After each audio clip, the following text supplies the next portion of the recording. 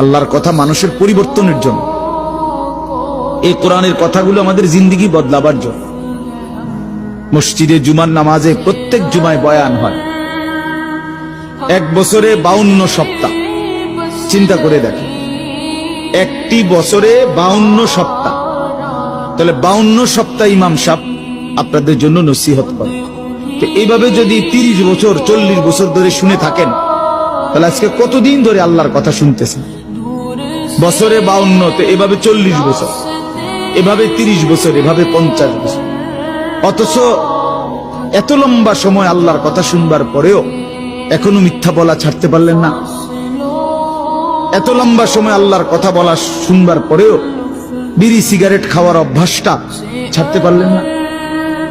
এত লম্বা সময় আল্লাহর কথা শুনবার পরেও চা দোকানের আড্ডা বন্ধ করতে পারলেন না।